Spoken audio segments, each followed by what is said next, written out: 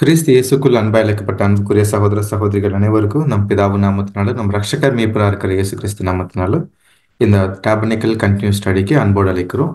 மீண்டும் நம்ம வாழ்நாட்களில் ஒரு நாள் சேர்த்து கொடுத்துட்டு சகோதர சகோதரிகள் இந்த ஜூம் வழிக்கான செய்த கிருபைக்காக பிதாவான தேவனுக்கும் நன்றிகள் எடுக்கிறோம். கூடியிருக்கிற அனைத்து பரிசுத்தவான்களுக்கும் கிருபையும் சமாதானம் உண்டாவதாக சொல்லி நமது இந்த கூட்டத்தினை ஜெபத்தில் வழிநடக்க முடிய சகோதரன் கார்த்திக் ஹொசூர் நோண்டி நம் அனைவர் சார்பாக அன்போடு அழைக்கிறோம்.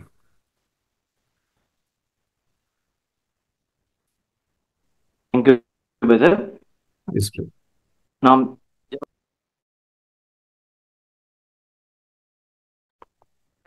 பரலோகத்தின் பிதாவே, நாம மகிமைப்படுவதாக.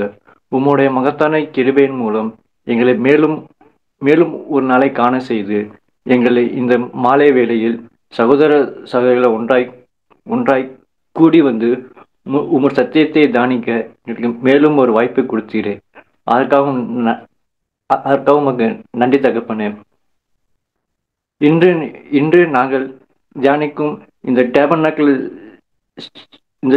டேபர்நாக்கிள் ஸ்டடி பற்றிய சப்ஜெக்டை உங்கள் கருத்தில் ஒப்பு கொடுக்கிறோம். அதை எங்களுக்காக தொகுத்து வழங்கக்கூடிய சகோதரியும் உங்கள் கருத்தில் ஒப்பு கொடுக்கிறோம். அதை கேட்கிற ஒவ்வொருவரையும் உங்கள் கருத்தில் ஒப்பு கொடுக்கிறோம். இந்த கூட்டத்தை ஆரம்பம் முதல் முடிவு மட்டும் உம்முடைய பரிசுத்த ஆவியினால் வழி நடத்துவீராக. இந்த ஜெபத்தை உம்முடைய குமாரனாகிய இயேசு கிறிஸ்துவின் மூலம் ஜெபிக்கிறோம் எங்கள் அன்பின் பிதாவே, ஆமேன். Thank you brother. அன்புக்குரிய சகோதர சகோதரிகளே, நாம் தொடர்ந்து பார்த்துட்டு வர இந்த டாபர்னிக்கல் கண்டினியூ ஸ்டடியில் நாம் இன்னைக்கு பார்க்க போகிற தலைப்பு பலிபீட்டத்தின் மேல் இருந்த அந்த முடி. அந்த தலைப்பின் கீழ் நமக்கு செய்து கொடுக்கறதுக்கு நம்ம மத்தியில் சகோதரன் ராயப்பன் அவர்கள் கரூர் நின்று மத்தியில் இருக்கிறாங்க. நம்ம அனைவர் சார்பாங்க அன்போடு அண்டிருக்கிறோம்.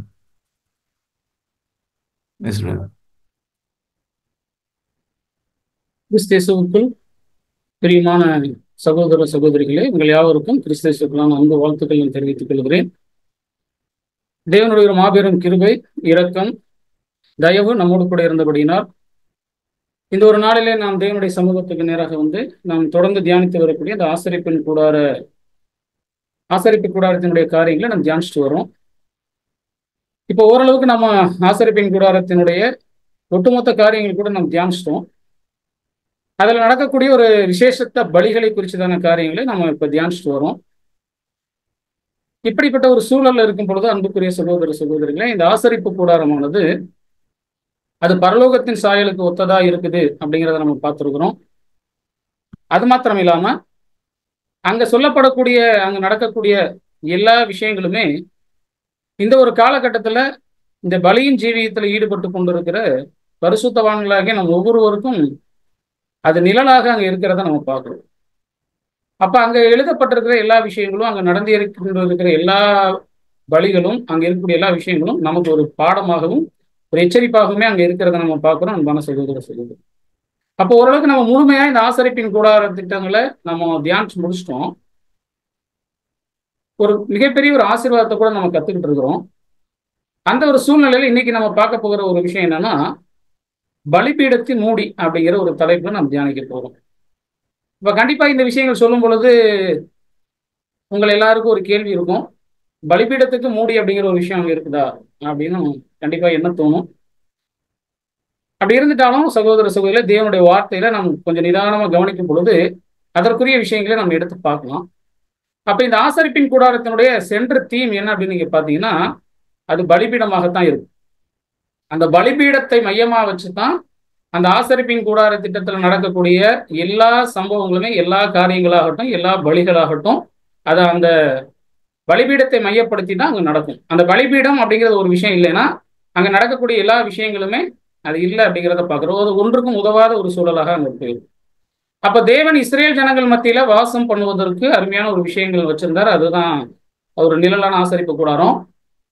அப்ப அதுல செலுத்தக்கூடிய அந்த பலிகள் மூலமா இஸ்ரேல் ஜனங்களுக்கு ஒரு மிகப்பெரிய ஆசீர்வாதங்கள் அங்க கிடைச்சிட்டு நம்ம பார்க்கிறோம். அன்பான சகோதர சகோதரி, அப்ப இவ்விதமாக அந்த ஒரு ஆசரிப்பின் கூடாரம் நடந்தேறி கொண்டிருக்கிற வேளையில அதுல இருக்கக்கூடிய எல்லா ஆசீர்வாதங்களையும் நம்ம பெற்றுக்கொண்டு இருக்கிற போது இன்னைக்கு நம்ம என்ன விஷயம் பார்க்க போறோம்னா, இதை முழுசா பார்த்து முடிச்சிட்டோம்.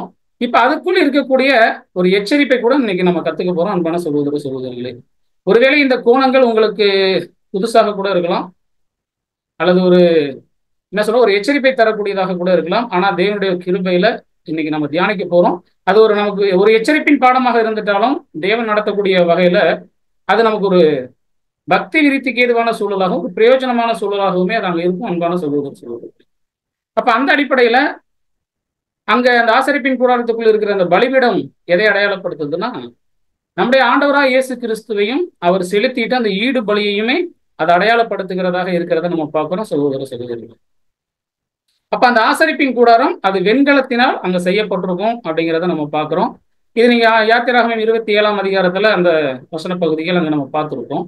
அப்ப அந்த ஆசரிப்பின் கூடார அந்த பலிபீடமானது வெண்கலத்தினால செய்யப்பட்ட ஒரு சூழல் அங்க இருக்கும் பொழுது ஆரோனோ இருக்கட்டும், அங்க செலுத்தக்கூடிய எல்லா விஷயமா இருக்கட்டும், அந்த இடத்துலதான் பலிபீடங்கள் பலிகளானது தகனிக்கப்படும் அப்படிங்கிறத நம்ம பார்க்கிறோம். அது எந்த நேரமே எரிஞ்சுக்கிட்டு இருக்கணும் அப்படிங்கிற ஒரு சூழல் கூட அங்க இருக்கிறத நம்ம பார்க்கிறோம். அப்ப இந்த ஒரு சூழல் இருக்கும் பொழுது நம்ம பார்க்கிற கோணம் அந்த பலிபீடம் எப்படி மூடப்பட்டுச்சு, தேவன் எங்க இந்த விஷயத்தை நமக்கு சொல்லி கொடுக்கிறார் அப்படின்னு நீங்க கவனிச்சு பார்த்தீங்கன்னா, நம்ம வசனம் வாசிக்கலாம்.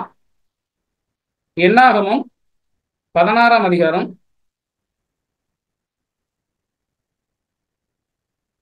3ஆம் வசனம் நீங்க பாருங்க. என்னாகமம் 16ஆம் அதிகாரம் வசனம் 3. மோசேக்கும் ஆரோனுக்கும் விரோதமாக கூட்டம் கூடி அவர்களை நோக்கி, நீங்கள் மிஞ்சி பேசுகிறீர்கள், சபையார் எல்லோரும் பரிசுத்தமானவர்கள், கர்த்தர் அவர்கள் நடுவில் இருக்கிறாரே, இப்படி இருக்க கர்த்தருடைய சபைக்கு மேலாக உங்களை ஏன் உயர்த்துகிறீர்கள் என்றார்கள். பாருங்க, இந்த பலிபீடம் மூடுவதற்கு ஒரு ஆரம்பமான விஷயமே என்னதான் அப்படின்னு நீங்க பாத்தீங்கன்னா, இப்ப நம்ம வாசித்த அந்த வசனமாகவே அங்க இருக்குது அன்பான சகோதர சகோதரிகளே. அப்போ மோசேயும் ஆரோனுக்கு விரோதமாக கூட்டம் கூடி ஒரு சில விஷயங்களை பேசுறாங்க. நீங்க மிஞ்சி போறீங்க அப்படிங்கிற சில விஷயங்களை அங்க சொல்லிட்டு இருக்கிறாங்க. இதுதான் ஒரு ஆரம்பம். இந்த விஷயத்தினுடைய முடிவு என்னவாக மாறுச்சுன்னா 38ஆம் வசனம் நீங்க பார்க்கலாம்.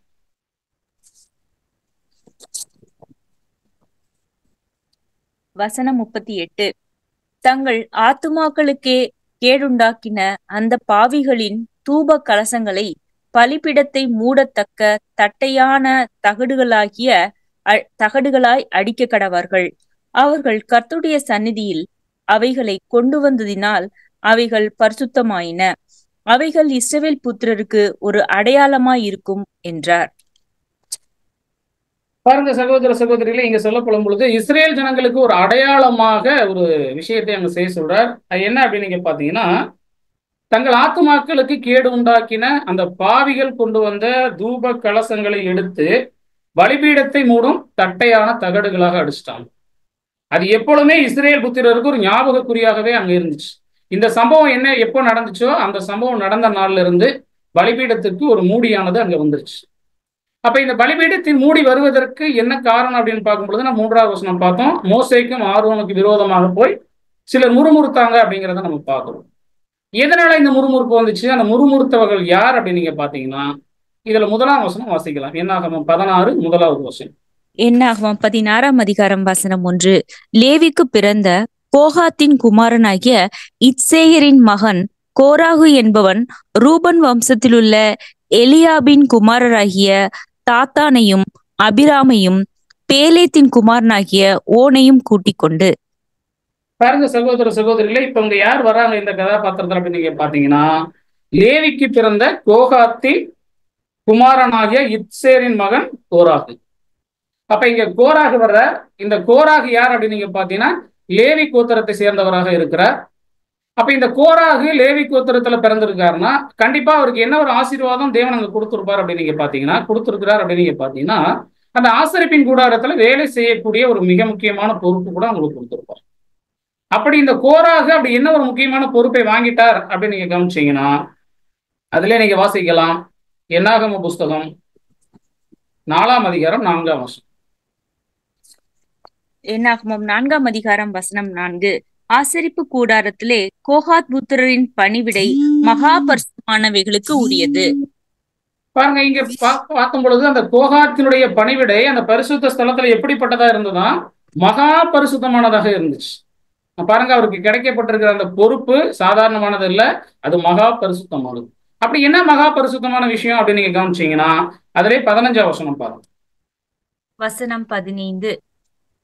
பாளையம் புறப்படும் போது ஆரோனும் அவன் குமாரனும் பரிசுத்த ஸ்தலத்தையும் அதனுடைய சகல பனிமுட்டுகளையும் மூடி தீர்த்த பின்பு கோகாத் புத்திரர் அதை எடுத்துக்கொண்டு போகிறதற்கு வரக்கடவர்கள்.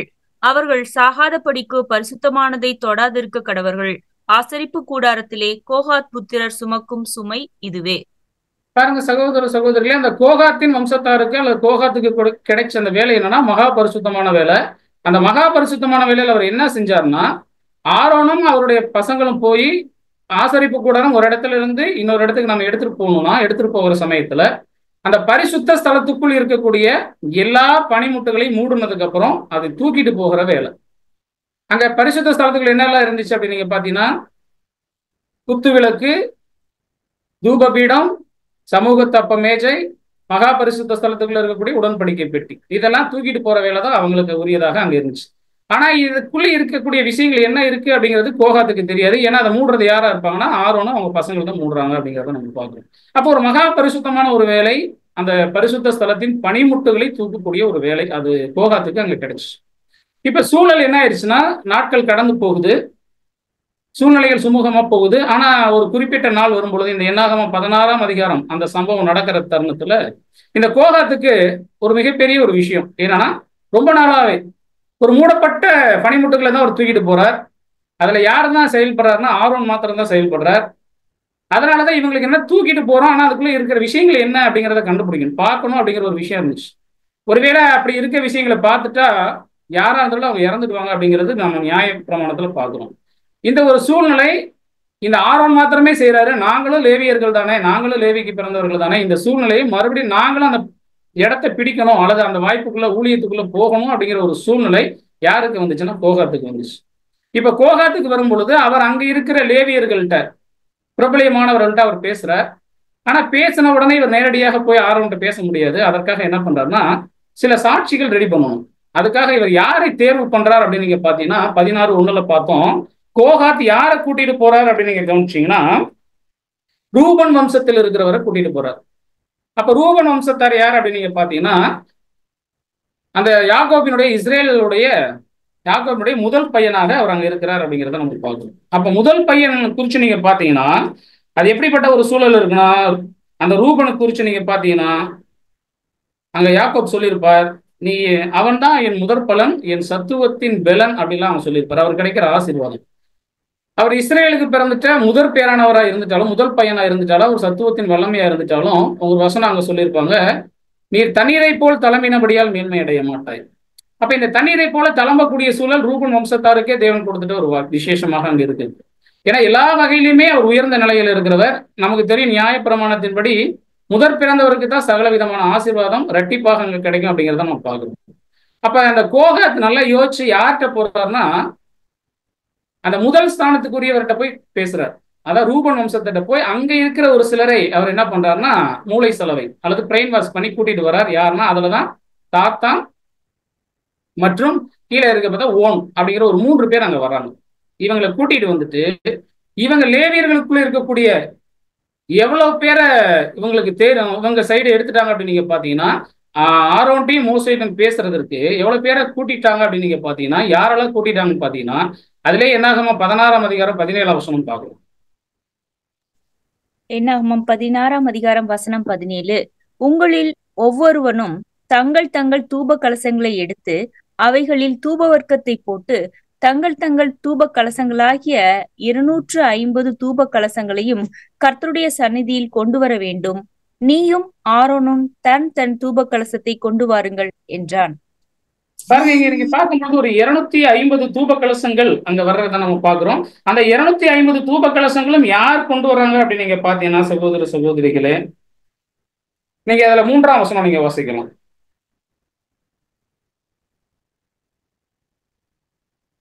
2 மற்றும் 3ல இருந்து வாசிக்கலாம். என்ன ஆகணும் 16, 2 மற்றும் 3. வசனம் 2. இஸ்ரவேல் புத்திரரில் சபைக்கு தலைவர்களும் சங்கத்துக்கு அழைக்கப்பட்டவர்களும் பிரபலமானவர்களுமாகிய 250 பேர்களோடும் கூட மோசேக்கு முன்பாக எழும்பி மோசேக்கும் ஆரோனுக்கும் விரோதமாக கூட்டம் கூடி அவர்களை நோக்கி, நீங்கள் மீன் பேசுகிறீர்கள். சபையார் எல்லோரும் பரிசுத்தமானவர்கள். கர்த்தர் அவர்கள் நடுவில் இருக்கிறாரே.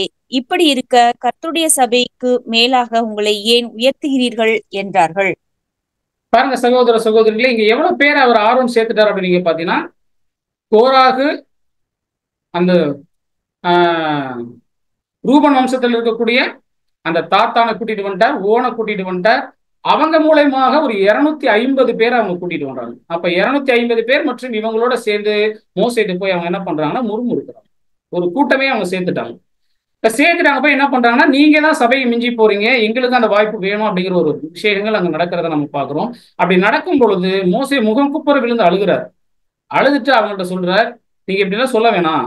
ஒருவேளை தேவன் தான் இந்த வாய்ப்பை ஏற்படுத்தி கொடுத்திருக்கிறார் அப்படின்னு நீங்க நம்பணும்னா, அடுத்த நாள் வரும்போது நீங்க என்ன பண்ணிட்டு வாங்க அப்படின்னா, அதான் அந்த வசனம் 17 வசனம், நீங்கள் தூப கலசங்களை எடுத்துட்டு வாங்க, உங்களுடைய தூப கலசங்களை நீங்க எடுத்துட்டு வாங்கன்னு சொல்றாரு. அப்ப 250 பேரும் 250 தூப கலசங்களை எடுத்துட்டு வராங்க.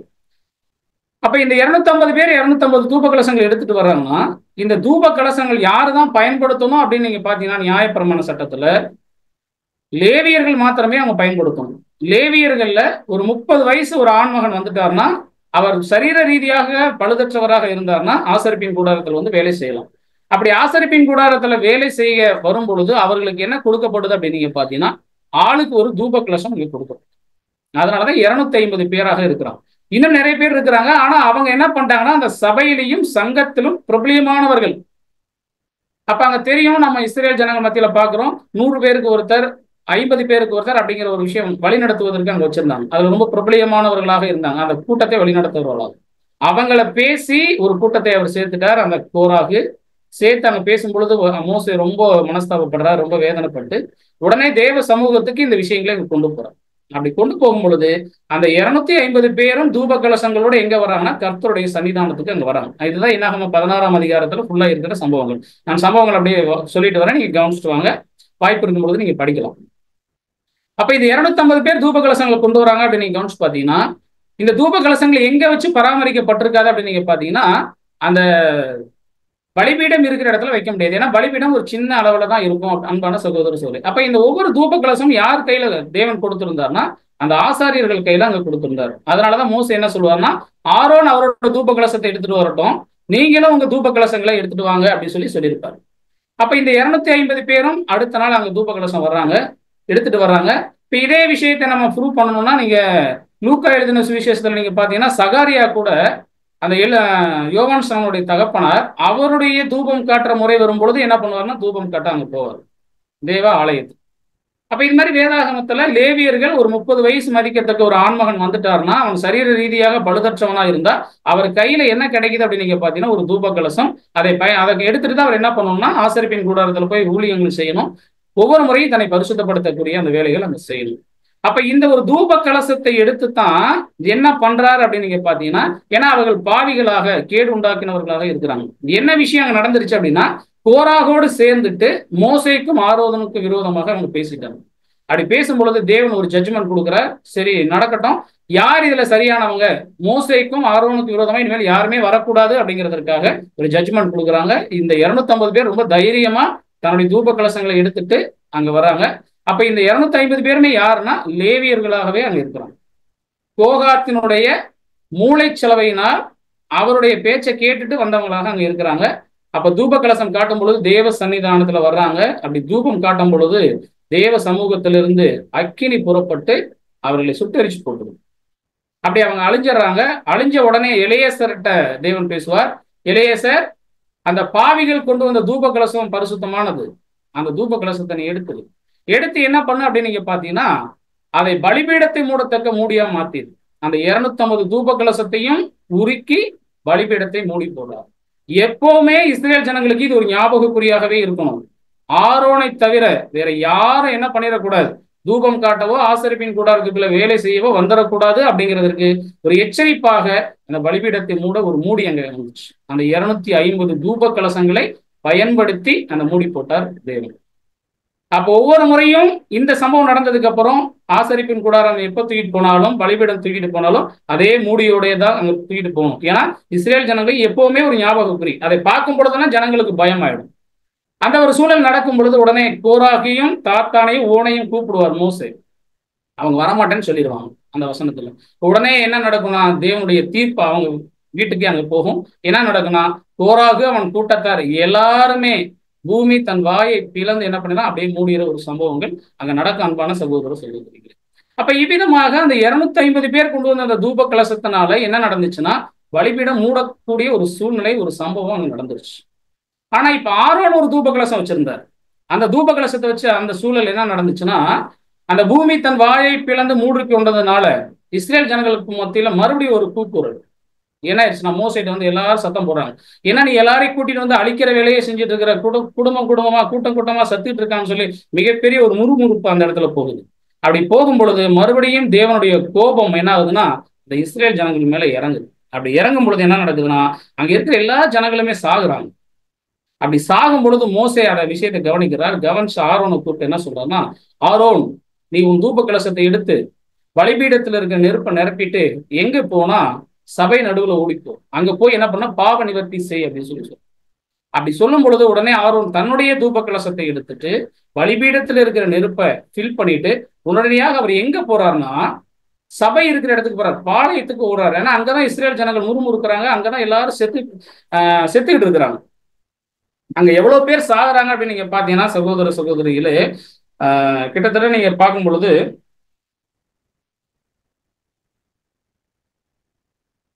அந்த வாதையில 14,700 பேர் அங்க சாகுறாங்க.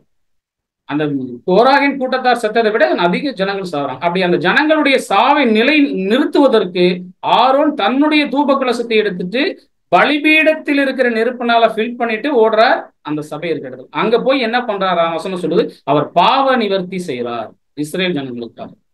ஆனா நீங்க ஆசரிப்பின் கூடாரத்துல கவனிச்சீங்கன்னா பாவ நிவர்த்தி எங்க செய்யப்படும்னா பலிபீடத்தில் இருக்கிற நெருப்பை எடுத்துட்டு அங்க கொலை செய்யப்பட்ட காளையினுடைய ரத்தத்தை எடுத்துட்டு மகாபரிசுத்த ஸ்தலத்துல போய் தான் பாவ நிவர்த்தி செய்யணும். ஆனா இஸ்ரேல் ஜனங்களுடைய பாவ நிவர்த்தி இப்ப எங்க நடக்குதுன்னா அதே சமயத்துல அந்த தீர்ப்பு நடந்துட்டு கொண்டிருக்கிற வேலையில வேக வேகமா என்ன செஞ்சிட முடியாது, ஒரு காளையோ ஆடையோ கொண்டு வந்து பலி செலுத்திட முடியாது. அதுக்காக மோசேயின் ஆரோனுடைய தூப கலசத்தை அந்த இடத்துல தேவன் பயன்படுத்துறார். வேகமாக எடுத்துட்டு போய் அங்க தூபம் போடுறார், பாவ நிவர்த்தி செய்யறார், அந்த வாதை அப்படியே நிறுத்தப்படும். ஆரோன் இறந்தவருக்கும் செத்தவருக்கும் உயிரோடு இருக்கிறவருக்கும் மத்தியில நின்று அவர் என்ன பண்றாருன்னா அவருடைய தூப கலசத்தை பயன்படுத்தி அந்த வாதையை நிப்பாட்டுறார் அன்பான சகோதரர் சொல்லு. அப்ப 250 பேர் கொண்டு வந்த தூப கலசத்தினால பலிபீடம் மூடப்பட்டுச்சு. ஆரோனுடைய தூப கலசத்தினால அந்த இஸ்ரேல் ஜனங்கள் மத்தியில 41,700 பேர் சாகக்கூடிய அந்த விஷயத்தை அப்படியே ஸ்டாப் பண்ணுது. ஏன்னா அதுக்குள்ள என்ன இருக்குன்னா கர்த்தருடைய அந்த பலிபீடத்தின் நெருப்பு தணலும் அந்த தூப வர்க்கமும் இருந்ததுனால ஆரோனுடைய தூப கலசம் ஒரு அமைதியை கொண்டு வருது. அந்த 250 பேருடைய தூப கலசம் பலிபீடத்தை மூடும். இந்த விஷயம் தான் இங்க நம்ம பார்க்கக்கூடிய ஒரு விஷயம். அப்ப இந்த பலிபீடம் மூடுவதற்கு என்ன ஒரு சம்பவம் நடந்துச்சுன்னா கோராகின் கலகம், கோராகின் கூட்டத்தார் அவங்க என்ன பண்ணிட்டாங்கன்னா அந்த சபையிலிருந்து ஒரு கூட்டத்தாரை தனக்காக தேர்ந்தெடுக்கிறார். அதுல 250 பேர் பிரபலியமானவர்கள் லேவியர்கள் இருந்து ஃபில்டர் பண்ணி எடுக்கிறார். அப்ப இந்த ஒரு விஷயம் ஒரே நாள்ல நடந்திருக்கும்னு நீங்க நினைக்கிறீங்களா? கண்டிப்பா வாய்ப்பு இல்லை. அப்ப ஆரோன் அந்த கோராகி எவ்வளவு முறை முயற்சி பண்ணியிருப்பார். இதை நிலைநிறுத்துவதற்கு யாரையும் கூட்டிட்டு வர்றாருன்னா யாக்கோபுடைய மூத்த பையன் ரூபன் வம்சத்தாரை கூட்டு வர்றாரு. ஏன்னா அவருக்கு தான் முதற் பலம், அவங்களுக்கு தான் ஆசீர்வாதம் எல்லாம் ரெட்டிப்பா இருக்கணும், அவங்கதான் வழி நடத்தக்கூடிய ஒரு பொறுப்புல இருக்கணும். ஆனா லேவியர்களை தேவன் தனக்காக பிரிச்சுட்டு அவங்க தன் கூட்டத்தாராக வச்சிருந்தார். அப்ப இந்த ஒரு சம்பவம் நடக்கும் பொழுது அன்பான சகோதர சகோதரி இந்த ஒரு சம்பவத்தின் மூலமாக இந்த பலிபீடமானது மூடப்படுகிறத நம்ம பார்க்கணும். அப்ப பலிபீடம் மூடப்பட்டுருச்சுன்னா அதுக்கப்புறம் அங்க போய் ஏதாவது செய்ய முடியுங்களா? எந்த பலி ஒருவேளை அதுக்கப்புறமும் இஸ்ரேல் ஜனங்கள் பலி செலுத்துற அந்த சூழல் வரும் பொழுது ஆரோன் ஒரு முறையும் அதை எடுத்துட்டு தான் அந்த விஷயங்களை நம்ம செஞ்சிருப்பாங்க. அப்ப இந்த ஒரு சம்பவம் இன்னைக்கு நமக்கு என்ன விஷயத்தை கத்துக் கொடுக்கும்? இன்னைக்கு நம்மளும் பாத்தீங்கன்னா அன்பான சகோதர சகோதரிகளே அந்த ஆசரிப்பின் கூடாரம் அன்னைக்கு தேவன் வாசம் செய்வதற்கு ஏதுவான ஒரு இடமாக அங்க இருந்துச்சப்பா. அப்ப இன்னைக்கு தேவன் வாசம் செய்கிற இடமாக ஆலயமாக யார் இருக்கிறோம்னா ஒரு கூட்டமோ ஒரு கல்களால் கட்டப்பட்ட இடமோ கிடையாது. மாறாக ஒவ்வொரு தனிப்பட்ட நபர்களும் தான் கிறிஸ்துவுக்குள்ளாக உடன்படிக்கை செஞ்சவங்க. கிறிஸ்துவுக்குள்ளாக இருக்கிற எத்தனை பேர்களோ அத்தனை பேருமே பலியினால் உடன்படிக்கை பண்ண எல்லாருமே தேவன் வாசம் செய்கிற ஆலயம். அப்போஸ்தலன் பவுல் கொரிந்துக்கு எழுதும் பொழுது நீங்களே அந்த ஆலயம், பரிசுத்த ஆவி வாசம் செய்யக்கூடிய ஆலயமாக நம்ம ஒவ்வொருவருமே இருக்கிறோம். அப்ப இந்த ஒரு பலிபீடம் மூடக்கூடிய அந்த விஷயம் இப்ப இன்னைக்கு நம்ம கவனிச்சு பார்க்கும் பொழுது இப்ப எங்க பலிபீடம் மூடப்பட்டிருக்கு? அது ஒரு நிழல். அப்ப நிச்சயத்துக்கு வந்தோம்னா இன்னைக்கு சபையின் காலங்கள் இங்க கடந்து போயிட்டு இருக்கிறத நம்ம பார்க்கிறோம். அப்ப இன்னைக்கு யாருக்கு இப்ப நம்ம தேவனோட தொடர்பு வைக்கணும்னா அந்த பலிபீடம் இருந்தால் ஒழிய தொடர்பு வைக்க முடியாது. ஏன்னா அது கர்த்தருடைய ஈடுபலியை குறிக்குது. அப்ப அந்த ஈடுபலி எப்படி செயல்படுது அப்படின்னு நம்ம பார்த்தோம்னா ஈடுபலி பகுதியில நம்ம பார்த்திருப்போம். நம்முடைய பாவங்களை நிவர்த்தி செய்கிறவர் அவரே, சர்வலோகத்தின் பாவங்களை நிவர்த்தி செய்கிறவரும் அவரே. அப்ப இன்னைக்கு நம்முடைய பாவங்கள் தான் நிவர்த்தி செய்யப்படுகிறது அன்பான சகோதர சகோதரிகள். அப்ப இந்த பலிபீடத்தை மூடுவதற்கு தேவன் பயன்படுத்திட்ட ஒரு கருவி, ஒரு உபகரணம் எதுவாக இருந்துச்சுன்னா தூப கலசமாக இருந்துச்சு. அப்ப இந்த தூப கலசம் எதை குறிக்குது? இந்த தூப கலசத்தின் மூலமாக தான் பலிபீடம் மூடப்படுது. அப்ப இந்த விஷயத்தை தான் இன்னைக்கு நம்ம பார்க்க போறோம். அப்ப ஃபர்ஸ்ட் ஆஃப் ஆல் இந்த தூப கலசத்தை குறித்து நம்ம தெரிஞ்சுக்கலாம். இந்த தூப கலசம் எதை அடையாளப்படுத்துதுன்னு தெரிஞ்சிட்டோம்னா அப்போ அந்த எப்படி அந்த பலிபீடமானது மூடுவதற்கு அந்த சூழ்நிலை கடந்து போகுது அப்படிங்கிறத நம்ம கண்டுபிடிச்சோம். அப்போ தூப கலசம் எதை அடையாளப்படுத்துது அப்படின்னு நீங்க பாத்தீங்கன்னா இந்த தூப கலசம் எதினால் செய்யப்படணும் அப்படின்னு நீங்க பாத்தீங்கன்னா பலிபீடத்தின் பனிமுட்டுகளால் செய்யப்படணும். அப்ப பலிபீடம் காப்பர்ல செய்யப்பட்டுச்சு. அதில் இருக்கக்கூடிய ஒரு உலோகத்தினால அதே காப்பரால் செய்யப்பட்டதுதான் இந்த தூப கலசம். லேவியர்கள்ல இருந்து வரக்கூடிய ஒவ்வொரு 30 வயசு மதிக்கத்தக்க ஆணுக்குமே ஒரு காப்பர் தூப கலசம் அவன் கையில கொடுக்கப்பட்டுச்சு. அப்ப எல்லாரும் அது அவர்கள் பொறுப்புல தான் இருந்துச்சு. ஒவ்வொரு ஆசாரியனுடைய பொறுப்புல இருந்துச்சு. இப்ப பிரதான ஆசாரியனாக இருக்கக்கூடிய ஆரோனுக்கும் ஒரு தூப கலசம் இருந்துச்சு, அதுவும் அவர் பொறுப்புல இருந்துச்சு. அப்ப பிரதான ஆசாரியன் நம்முடைய ஆண்டவராகிய இயேசுவை குறிக்கிறார். மீதி இருக்கிற உடன் ஆசாரியர்கள் இன்னைக்கு நம்மளை குறிக்கிறோம். அப்ப கர்த்தராகிய இயேசு கையில கூட என்ன இருந்துச்சுன்னா ஒரு தூப கலசம் இருந்துச்சு. அதனாலதான் அவருடைய பலி சுகந்த வாசனையாக ஏற்றுக்கொள்ளப்பட்டுச்சு. அப்ப இந்த தூப கலசம் கர்த்தர்கிட்டே இருந்திருக்கு, நம்மள்கிட்டே இருக்குது. அப்ப அந்த தூப கலசம் எதை அடையாளப்படுத்துது அப்படின்னு நீங்க பாத்தீங்கன்னா இந்த தூப கலசம் செயல்படக்கூடிய ஒரு விஷயத்தை நம்ம குற்று கவனிச்சோம்னா கண்டுபிடிச்சோம். அப்ப பலிபீடம் ரொம்ப முக்கியம். அதுதான் சென்டர் பாயிண்ட் அந்த ஆசரிப்பின் கூடாரத்துல. அப்ப இந்த ஆசரிப்பின் கூடாரத்தில் இருக்கக்கூடிய அந்த பலிபீடத்தினுடைய ஆசீர்வாதங்களை இஸ்ரேல் ஜனங்களுக்கு கொண்டு போகக்கூடிய ஒரு வேலையை நீங்க அங்க நல்லா கவனிச்சு பாத்தீங்கன்னா எந்த ஒரு பொருள், எந்த ஒரு உபகரணம் செயல்பட்டுச்சு செஞ்சிச்சு அப்படின்னு நீங்க பாத்தீங்கன்னா இந்த தூப கலசம் தான் செஞ்சிச்சு. எப்படி? கொஞ்சம் கவனமா பாருங்க. பாவ நிவாரண பலி செலுத்தப்படும்.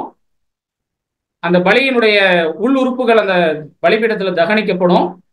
அந்த தகனிக்கப்பட்ட அந்த நெருப்பை எடுத்துட்டு ஆரோன் எதில் அந்த நெருப்பை கொண்டு போவார்னா தூப கலசத்துல நிரப்பி எடுத்துட்டு போவார். அந்த தூப கலசம் எதில் செய்யப்பட்டிருக்கும்னா அது வெண்கலத்தால் தாமிரத்தால் செய்யப்பட்டிருக்கும். அந்த தூப கலசம் இப்பொழுது பலிபீடத்தின் நெருப்பினால மூடப்படும் பொழுது தேவன் அதுக்கு ஒரு அனுமதி தர்றார். எங்க போலாமா? பரிசுத்த ஸ்தலத்துக்குள்ள போலாம். ஆனா நீங்க கவனிச்சீங்கன்னா பரிசுத்த ஸ்தலத்துக்குள்ள இருக்கிற எல்லா பனிமுட்டுகளுமே எதினால் செய்யப்பட்டிருக்கும் அப்படின்னு நீங்க பாத்தீங்கன்னா தங்கத்தால் செய்யப்பட்டிருக்கும். அதை நம்ம புரிஞ்சுக்கிற மாதிரி சொல்லணும்னா பரிசுத்த ஸ்தலம், மகா பரிசுத்த ஸ்தலம் அது முழுசுமே தங்கத்தினாலான ஒரு விஷயம். தங்க உலகம், அதுக்குள்ள தங்க மாத்திரம் தான் பயன்படுத்தப்படும்.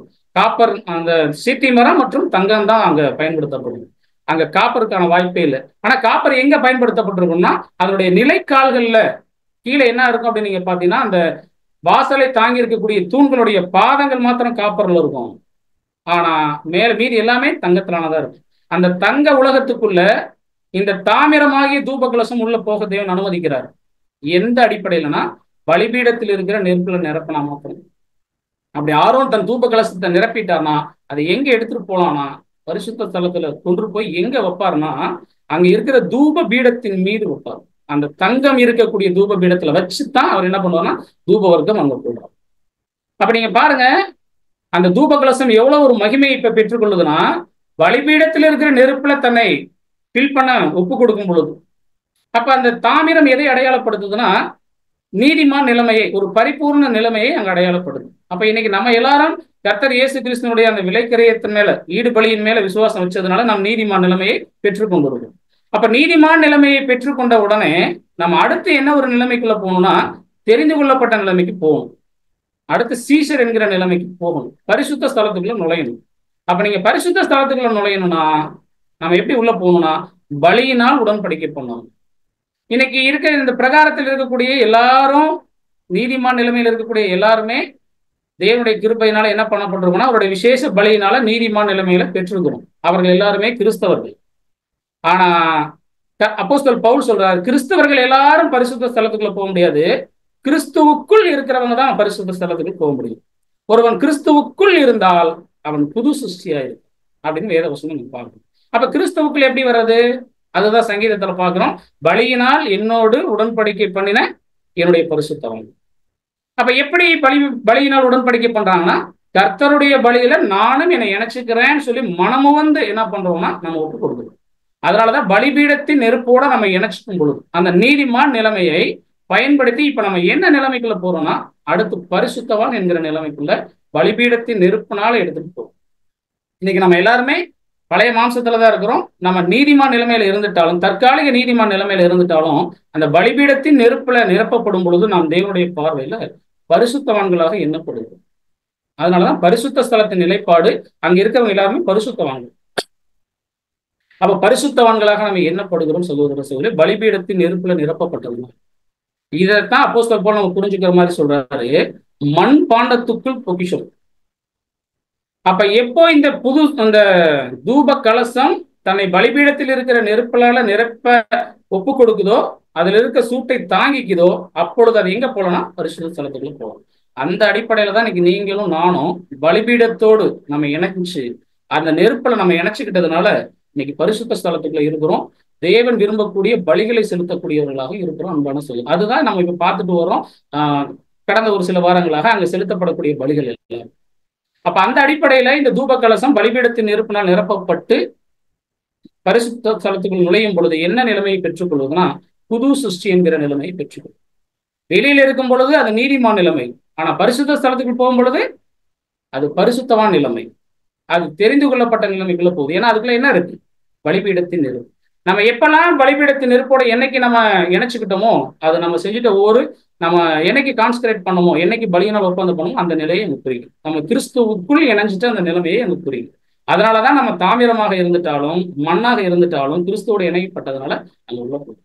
அப்ப இந்த என்னைக்கு அந்த பலிபீடமானது தூப கலசமானது பலிபீடத்தின் நெருப்புல நிரப்பப்படுதோ, ஒப்பு கொடுக்குதோ, அந்த நிலைமையில இருந்து நம்ம புது சிருஷ்டியா மாறும். அது புது சிருஷ்டி நிலைமையை பெற்றுக்கொள்ளும். அப்ப கர்த்தர் இயேசுவும் இவ்விதமாக முதல் புது சிருஷ்டியாய் மாறி, அதனாலதான் ஆரோன் கையில என்ன இருந்துச்சு? தூப கலசம் இருந்துச்சு. முதல் புது சிருஷ்டியா மாறி நமக்கு ஒரு முன்மாதிரியாய் அவர் கடந்து போய் அந்த தூப பீடத்துல தன்னுடைய தூப கலசத்தை வச்சு புது சிருஷ்டியை வச்சு தேவன் முகர்ந்து பார்க்கிற மாதிரி, உடன் ஆசாரியர்களும் முகர்ந்து பார்க்கிற மாதிரி ஒரு பலி செலுத்தி மகா பரிசுத்த ஸ்தலத்துக்குள்ள அந்த புகை மேகத்தை உள்ள அனுப்பிச்சார்.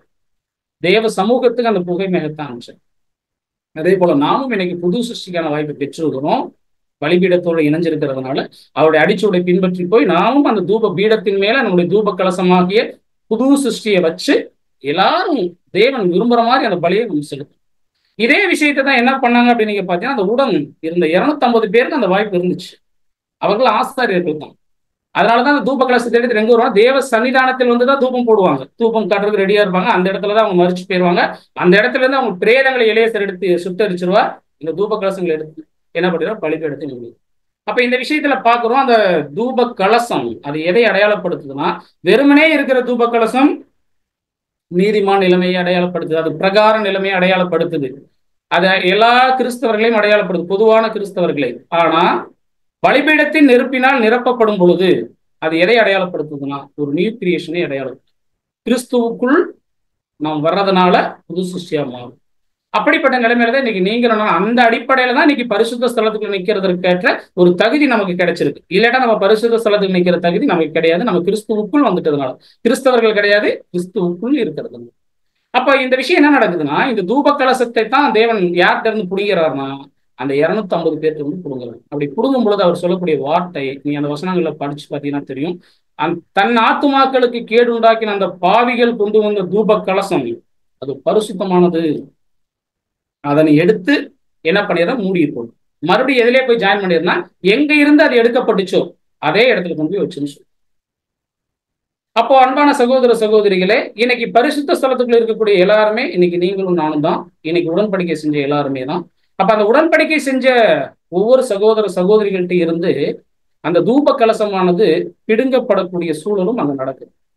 அதற்கேற்ற ஒரு வழிவகையும் அங்க இருக்கிற வாய்ப்பும் இருக்கிறத நம்ம பார்க்கிறோம். அப்ப எந்த அடிப்படையில அந்த தூப கலசம் பிடுங்கப்படும் அப்படின்னா, இப்ப நம்ம பார்க்கலாம், அது பிடுங்கப்படுவதற்கு ஒரே ஒரு காரணம் தான் இருக்குது.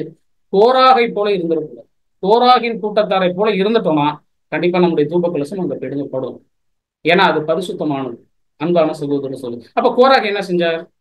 அவர் ஒரு லேவியன், பரிசுத்த பனிமுட்டுகளை சுமக்கிற பரிசுத்தமான வேலை செஞ்சவர். ஆனா அவருடைய தன்னுடைய தூப கலசத்தை இழக்கிறார். அவர் இழக்கிறதும் இல்லாம அவர் கூட இருந்தவர்களையும் இழக்க வைக்கிறார். அவர் ஃபர்ஸ்ட் செஞ்ச முதல் தவறு என்ன அப்படின்னு நீங்க பாத்தீங்கன்னா, தனக்குன்னு கொடுக்கப்பட்ட வேலையை விட்டுட்டு அடுத்த வேலையை அவர் தேடினார். அதனாலதான் அப்போஸ்தலர் பவுல் தன்னுடைய நிருபங்கள் எழுதும் பொழுது, நீங்கள் எண்ணுவதற்கு மிஞ்சி எண்ணாதிருங்கள் அப்படின்னு அவர் எழுதுவார். அவனவன் தன் அழைக்கப்பட்ட நிலைமையிலே நிலைத்திருந்து கர்த்தர் ஊழியம் செய்யணும். இதுக்கு ஒரு ஒப்பனையாக கர்த்தர் நமக்கு என்னத்தை கொடுக்குறாருன்னா, சரீரமாகிய சபையை அடையாளப்படுத்த. அவர் தலை, சரீரமாகிய சபை. அப்ப இந்த சரீரம் எந்த இடத்துல வைக்கப்பட்டிருக்குதோ, இணைக்கப்பட்டிருக்குதோ அந்த வேலையை தான் அது செய்யணும். அதாவது 1 கொரிந்தியர்ல நீங்க வாசித்து பார்த்தீங்கன்னா பவுல் எழுதுவார், கையானது கைக்குரிய வேலையை தான் செய்யணும், காலானது காலுக்குரிய வேலையை தான் செய்யணும், தலையானது தலைக்குரிய வேலையை தான் செய்யணும். தலை என்னைக்காச்சும் காலுக்குரிய வேலை செய்யணும்னு நினைச்சிச்சுங்களா? அவர் எதுவுமே சரி, என்ன நோக்கத்துக்கு வந்தாரோ அதை செஞ்சு முடிச்சார்.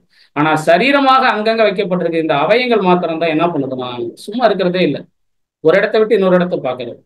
மற்றவங்களோட ஒப்பிட்டு பார்த்தா அந்த ஸ்தானம், அந்த இடத்துல நான் இருந்தா நல்லா ஊழியம் செஞ்சிருவேனே, எனக்கு அந்த வாய்ப்பு கிடைச்சா நான் நல்லா செய்வேனே, என்னைக்கு நீங்க மனசுல நினைக்கிறீங்களோ அன்னைக்கே உங்களுக்கு டேஞ்சர்னு அர்த்தம், நமக்கு டேஞ்சர்னு அர்த்தம். அன்பான சகோதரர் சொல்லிருக்கிறது. அப்ப இந்த வேலையை தான் கோராக் செஞ்சார். அவருக்கு கொடுக்கப்பட்ட வேலை எவ்வளவு பெருசு, வசனம் சொல்லுது அது பரிசுத்தமானது. நமக்கு தேவன் என்ன வாய்ப்பை கொடுத்திருக்கிறாரோ அந்த வேலை செய்வது ரொம்ப அருமையான வேலை, ஆசீர்வாதமான வேலை. இன்னைக்கு உலகத்துல யாருக்குமே கிடைக்காத ஒரு வாய்ப்பு, பரிசுத்த ஸ்தலத்துக்குள்ள போய் பலி செலுத்துற ஒரு வாய்ப்பு. ஆனா அதை விட்டுட்டு நான் தேவன் நம்மளை கையாத்தான் கூட்டிருப்பார் அல்லது காலாத்தான் கூட்டுறார், அந்த இடத்தை விட்டு இன்னொரு ஸ்தானத்தை நோக்கி பார்க்கணும். அன்புக்குரிய சகோதரர், அது கோராகு கூட்ட இருந்த ஒரு மிகப்பெரிய ஒரு தவறு. அடுத்து என்ன பண்ணார்னா, தன்னுடைய தவறுக்கு உடந்தையாக ஒரு சிலரை கூட்டிக்கிட்டார். அதை போய் பிரைன் வாஷ் பண்ண. அதனாலதான் வசனம் சொல்லுது, கோராகை போலும் அவன் கூட்டத்தாரை போலும் இருக்காதீங்கன்னு சொல்றாரு. அப்ப கோராக என்ன பண்றாருன்னா, அதற்குரிய பலவீனமான சகோதரர்கள் யாருன்னு தேடி தேடி தேடி தேடி அவங்ககிட்ட போய் பேசி அவங்க கூட்டணும். ஒரு கூட்டத்தை கூட்டினார் தனக்காக. அப்ப இந்த கூட்டம் சேர்க்கிற வேலை யாரோடது அப்படின்னு நீங்க பாத்தீங்கன்னா, அது சாத்தானோடது. அதனாலதான் அவங்களுக்கான அழிவு எப்படி இருக்கும்னா, சாத்தானும் அவனை சேர்ந்த கூட்டத்தாரும் அப்படின்னு சொல்லி வசனம்.